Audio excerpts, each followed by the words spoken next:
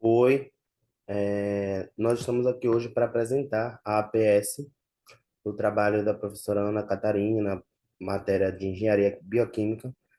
E o nosso tema que nós escolhemos foi a produção de bebidas. Escolhemos, nesse caso, o hidromel, utilizando a levedura Saccharomyces cerevisiae por meio de um reator de leite fluidizado e o processo em batelada.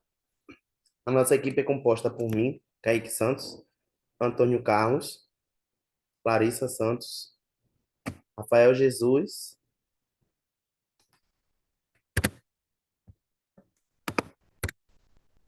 Nosso trabalho se resume basicamente em quatro tópicos, onde nós vamos estar falando da introdução, o objetivo e os detalhes do processo, e por fim os resultados. A bebida alcoólica, que é o hidromel fermentada, por legislação, contém entre 4 e 14% de álcool por volume. Porém, nós podemos obter até 18% de volume de álcool por volume nessa bebida. Essa é a bebida mais antiga que se conhece, considerando que ela vem antes da cerveja e do vinho, porém perdeu força quando descobriu-se essas duas bebidas. Ela é feita a partir de uma solução de mel, de abelhas e sais minerais e água potável. Muito consumida na Europa, Argentina e Bolívia, porém essa bebida ela foi criada na África, passando pela bacia do Mediterrâneo até chegar à Europa, que foi onde ela começou a ficar popular. E hoje, a Europa e a América do Norte são os maiores produtores dessa bebida. O Brasil, ele ainda consegue ser incipiente nesse mercado do hidromel, principalmente, devido à baixa utilização dos produtos de origem apícola. As propriedades do mel e da fermentação do mesmo conseguem dar uma alta fermentação com a produtividade de mais de 90% de conversão de açúcar em etanol. Os outros 10% desses açúcares são convertidos em produtos secundários do metabolismo. São os gliceróis, os ácidos orgânicos, os ácidos orgânicos como o ácido acético, o ácido pirúvico e o ácido succínico, os álcools superiores, que é o butanadiol, acetoína e outros ingredientes expressíveis na cotação. A duração da fermentação e a maturação varia com um período de meses e alguns anos. Essa bebida tem uma característica muito forte que vem do próprio vinho, que é a agregação de valor devido ao tempo. Essa maturação acaba dando notas sensoriais ao produto, diferente de um produto recém-fermentado e que não tenha passado por um tempo de maturação. Os hidroméis têm uma capacidade tecnológica é, descrita como eles podem ser classificados, que é o seco, que é uma bebida um pouco com maior teor de álcool e menor teor de açúcar. O licoroso, que é basicamente o, a bebida que se parece com licor, o doce e o espumoso. Como eu falei, de propriedades tecnológicas da própria bebida. Objetivos gerais do nosso trabalho é basicamente produzir o hidromel tradicional a partir da bebida, a partir do mel produzido na Bahia. E dentro desses parâmetros, nós podemos dizer como objetivos específicos a determinação de sólidos solúveis, pH, umidade, cinzas, hidroximetil furfural e atividade de água, determinar a viabilidade da utilização da levedura Saccharomyces cerevisiae e determinar a cinética microbiana e o grau e o GL do hidromel. Os detalhes do processo, que é a metodologia que nós usamos para fazer essa revisão bibliográfica, ficou sendo necessário que nós fizéssemos a análise do mel, que é a nossa matéria-prima, devido à falta de padronização na chegada da indústria, é o que determina, hoje, é um fator primordial para que a nossa produção tenha Uma baixa efetividade aqui no Brasil, uma grande dificuldade para se produzir a bebida. Por isso, se faz necessário a gente fazer a determinação do grau Brix, que é a quantidade de sólidos solúveis total, pH, umidade, cinzas, hidroximetil furfural e atividade de água. A determinação da viabilidade de leveduras no meio ácido, que é a contagem de placas, se faz necessário, porque a nossa levedura vai ser adquirida por meio de compra, e por isso é necessário a gente ver como a levedura vai se destacar em meio ácido. Para isso, nós utilizaremos o meio potato dextrose H, numa solução de ácido tartárico a 10%, até que se atinja o pH de 3,5 no meio. E a incubação ocorrerá a 25 graus durante 5 dias. O meio, ele é diluído em mel, o mel é diluído em água, enriquecido com sais, devido ao mel ser pobre em sais e nitrogênio, então se faz necessário essa diluição a 21 graus Brix, e enriquecer esse meio com sais como sulfato de amônio a 0,2 gramas por litro e o fosfato de amônio a 0,02 gramas por litro. Se necessário, fazer a correção do pH até que ele alcance também a marca de 4,5. E manter essa temperatura após a esterilização, que Rafael já vai falar, entre 20 e 30 graus Celsius, que é a temperatura ideal de fermentação da levedura. Falando da mesma, ela, como eu falei, vai ser obtida por compra e como nós não sabemos especificamente qual cepa nós iremos utilizar, então colocamos esse X aí até que se descubra qual é a cepa que nós utilizaremos. E a proporção de inoculação, 4 gramas por litro. O bioreator é de leito fluidizado, gás inerte, que nós vamos utilizar no processo, pode ser o CO2 e o N2, e o modelo do nosso bioreator é o 5410 da Per Instrument Company. A capacidade do nosso reator é de 1,8 litros, configurando como um pequeno reator.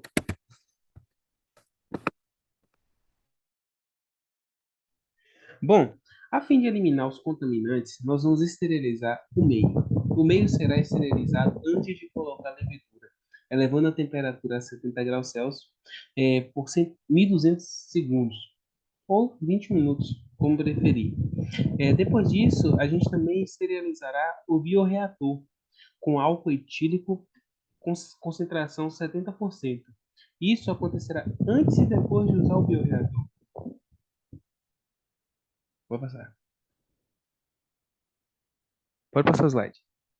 Obrigado. A purificação será feita por cromatografia por afinidade, porque é a forma mais comum de efetuar separações bioseletivas. Nessa técnica, os compostos são imobilizados em matriz cromatográfica mediante ligação seletiva reversível do ligante com a molécula de interesse. A especificidade oferecida pela cromatografia por bioafinidade pode ser aproveitada para a obtenção de bioseparações com elevado grau de seletividade. Os sistemas de bioafinidade são os mais poderosos métodos de separação disponíveis, devido ao alto grau de resolução e capacidade seletiva para se obter.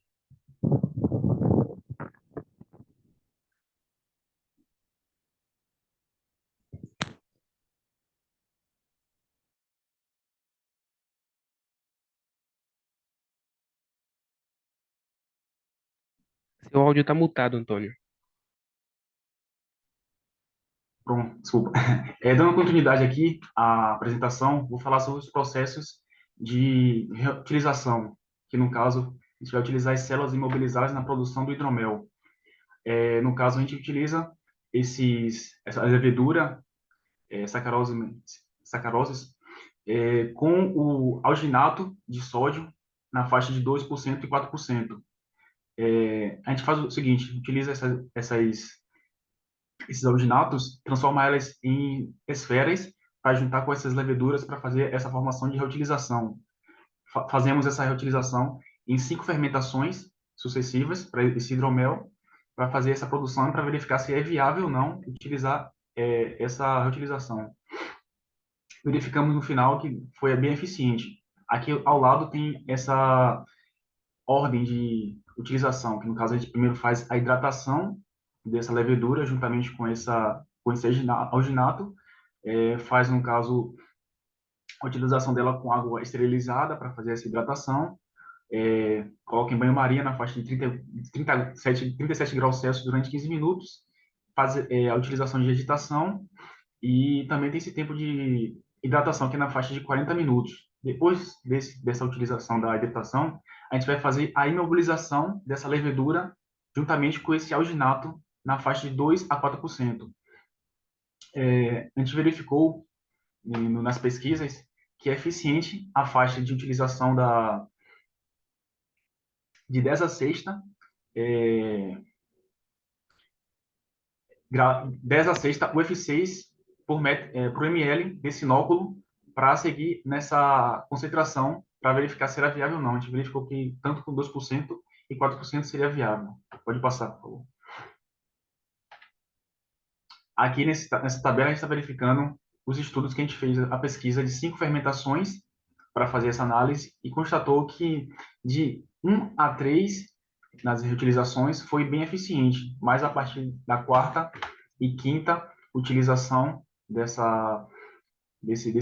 alginato foi ineficiente. Então, tanto quanto 2% na parte de cima, essa parte A, quanto a parte de baixo, a letra B, que é 4%, foi bem eficiente nessa faixa de 2%, de 4%, na reutilização de 1 a 3.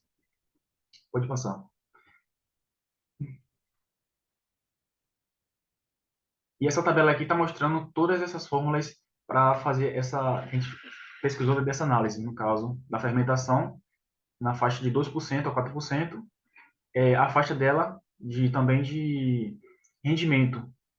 Buscou que foi bem satisfatória a utilização entre 2% e 4% nessa faixa de 1 a 4. Vou passar. É, a tabela 1, ele representa a caracterização que foi feita por diversos autores, né, em relação ao mel, que, como o Kaique falou, tem várias composições, dependendo do lugar que foi produzido. E temos ali os açúcares totais, que estão ligados diretamente com a capacidade de fermentação, né? Que quanto maior, mais ele tem capacidade de fermentar.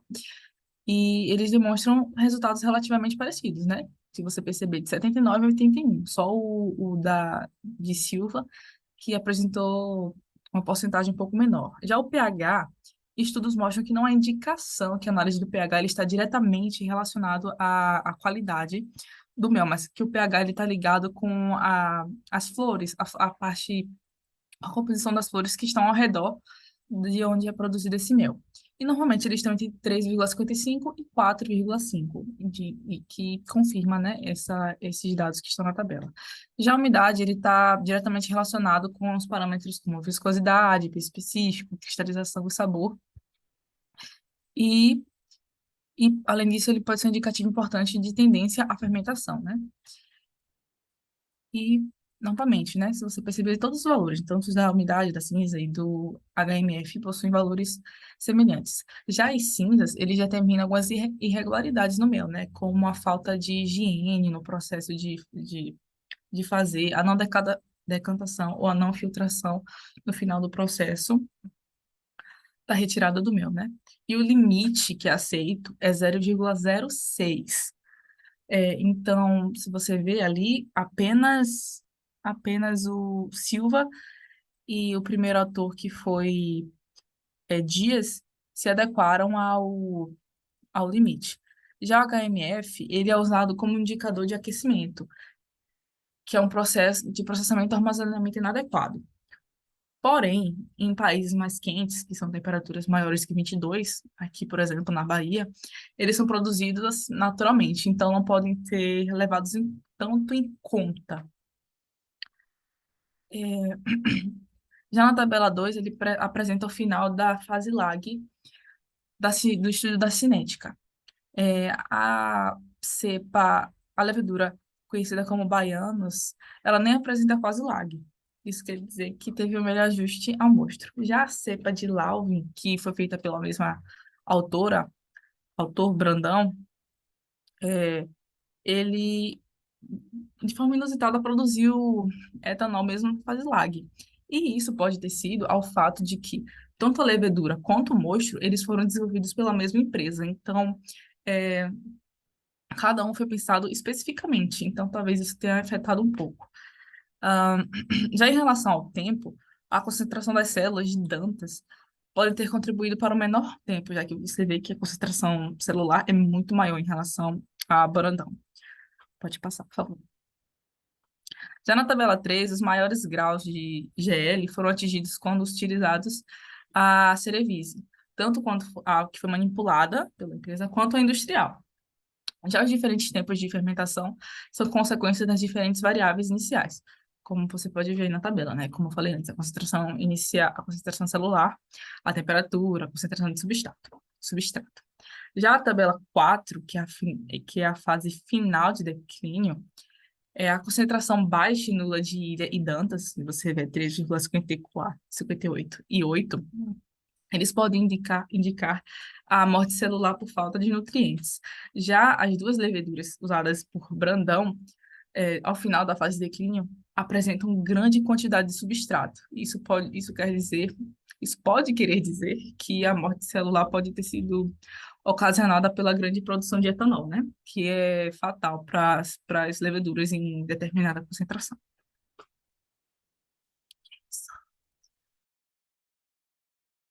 E é isso nosso trabalho. Agradecemos, professor. Gente, acho que a gente acabou muito